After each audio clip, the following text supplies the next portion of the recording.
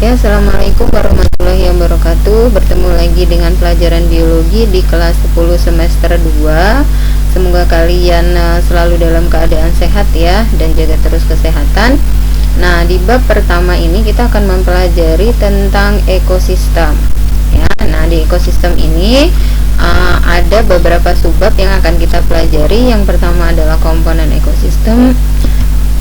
Yang kedua adalah organisasi kehidupan dalam ekosistem, kemudian interaksi antar komponen ekosistem, aliran makanan dan energi, dan daur biogeokimia.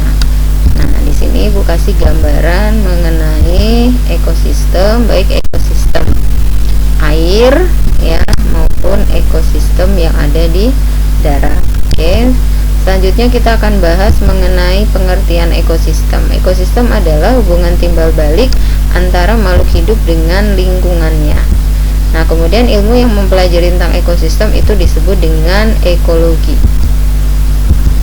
Nah, sekarang kita bahas komponen ekosistem. Komponen ekosistem itu ada dua, komponen biotik yang merupakan komponen makhluk hidup, kemudian abiotik yang merupakan komponen tak hidup atau yang merupakan benda mati. Contohnya apa sih? Gitu. Contohnya air, batu, tanah, ya kan? Itu merupakan abiotik. Selanjutnya, yang merupakan komponen biotik itu dikelompokkan ya menjadi beberapa, menjadi 4 ya. Nah, yang pertama adalah produsen. Produsen itu adalah semua makhluk hidup yang dapat membuat makanan sendiri atau disebut dengan autotrof. Contohnya adalah tumbuhan, alga, maupun bakteri yang mempunyai klorofil. Ingat ya, bakteri itu ada yang punya klorofil dan ada yang tidak punya klorofil. Yang kedua itu adalah konsumen. Konsumen itu adalah makhluk hidup yang tidak dapat membuat makanan sendiri atau disebut dengan heterotrof. Berdasarkan makanannya, maka konsumen dibagi menjadi 3 ya, ada herbivora pemakan tumbuhan, karnivora pemakan daging, dan omnivora pemakan semuanya baik hewan maupun tumbuhan. Nah, ini sudah kalian pelajari dari SD ya, jadi kalian sudah paham. Nah, selanjutnya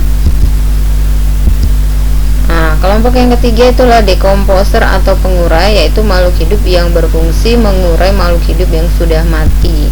Yang tergolong dalam pengurai adalah bakteri dan jamur. Nah, ini kelompok yang baru ya.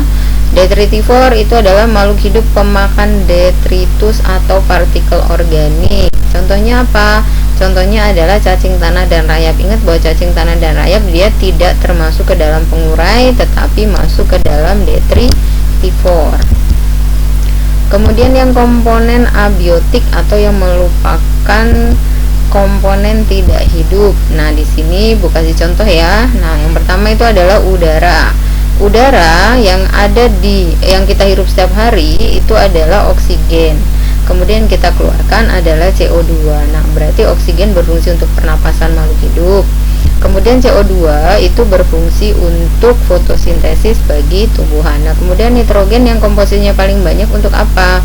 Nah, nitrogen ini tidak dapat dihirup oleh makhluk hidup secara langsung, tetapi dia biasanya terlarut atau menjadi bagian dari molekul organik yang kita makan dalam bentuk protein. Kemudian air dan mineral. Air dan mineral makhluk hidup itu 70% komposisi tubuhnya terdiri dari air dan mineral, jadi wajib ada. Nah, kemudian cahaya itu kalau bagi tumbuhan fungsi utamanya adalah untuk fotosintesis. Kemudian bagi hewan untuk apa? Bagi hewan adalah sebagai penanda untuk kegiatan kehidupan, ya kan? Kalau ada cahaya matahari berarti dia waktunya untuk beraktivitas, ya, sebagian besar makhluk hidup seperti itu. Kalau cahaya mataharinya sudah mulai terbenam, maka dia waktunya untuk istirahat. Tetapi ada juga makhluk hidup yang terbalik. Ya, contohnya adalah burung hantu. Jadi kalau siang hari ada matahari justru dia istirahat, malam hari justru malah dia aktif. Kemudian suhu itu juga berhubungan dengan metabolisme tubuh. Kemudian pH tanah hubungannya dengan habitat ya, habitat atau tempat hidup. Biasanya kalau tumbuhan itu dia lebih suka hidup pada tanah yang kondisinya netral. Ingat, netral itu pH-nya 7, kemudian asam di bawah 7, basa itu di atas 7. Kemudian salinitas atau kadar garam. Kalau laut otomatis kadar garamnya tinggi, kalau air tawar otomatis kadar garamnya rendah. Nah, makhluk hidup yang sudah beradaptasi dengan kadar garam tinggi di air laut itu tidak akan bisa hidup di kadar garam yang rendah atau di air tawar. Kemudian topografi. Apa itu topografi? Itu berhubungan dengan bentuk permukaan bumi. Contohnya ada dataran rendah dan ada dataran tinggi atau pegunungan. Selanjutnya organisasi kehidupan dalam ekosistem ya. Biasanya kalau tingkat organisasi kehidupan kalau diurutkan dari yang paling rendah itu dari molekul atau senyawa. Kumpulan berbagai molekul akan membentuk sel, kumpulan sel akan membentuk jaringan, kumpulan jaringan akan membentuk organ, kumpulan organ akan membentuk sistem organ, kumpulan sistem organ baru akan membentuk individu atau makhluk hidup. Nah, di sini dimulai dari individu atau makhluk hidup. Jadi, kalau disebut makhluk hidup atau individu berarti dia sendirian atau tunggal. Misalkan saya sendirian seperti ini, berarti saya disebut sebagai makhluk sebagai individu atau organisme. Tapi kalau saya sudah bercampur atau berbaur dengan sesama saya, sesama manusia ya, maka dia disebut sebagai populasi. Ya, jadi populasi itu adalah, ingat, kumpulan makhluk hidup sejenis. Kalau tidak sejenis berarti bukan populasi. Ya, contohnya seperti ini. Kalau kalian nih, sekarang kalian tinggal di rumah, ada kakak, ada adik, ada ayah, ada ibu. Nah, itu merupakan populasi.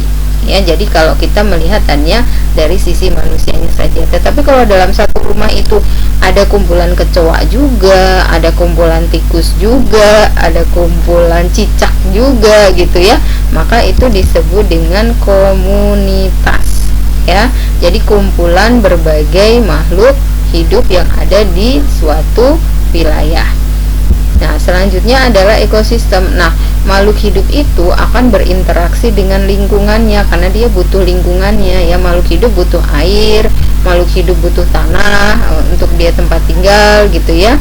Makhluk hidup juga butuh bebatuan dan sebagainya. Nah, itu dia berinteraksi dengan lingkungannya, maka disebutnya adalah ekosistem. Selanjutnya adalah ekosistem yang luas dan memiliki ciri geografi tertentu itu disebut dengan bioma. Nah, ini sudah kita bahas di semester 1 ya, di keanekaragaman hayati. Misalkan contohnya bioma hutan hujan tropis yang ada di Indonesia atau negara tropis. Dia akan berbeda ciri khasnya dengan bioma gurun. Kalau hutan hujan tropis seperti kita, curah hujannya tinggi, banyak keanekaragaman hayatinya baik tumbuhan maupun hewan. Tapi kalau bioma gurun ya didominasi oleh padang pasir, tumbuhannya hanya kaktus, hewannya juga tertentu, misalkan hanya didominasi oleh ular gitu ya. Nah, seperti itu. Kemudian biosfer. Biosfer itu adalah keseluruhan bioma yang ada di permukaan bumi dari kutub utara sampai kutub selatan. Nah, demikianlah materi kita pada hari ini. Tolong dipelajari kembali, terus semangat ya, jaga terus kesehatan dengan menerapkan 3M.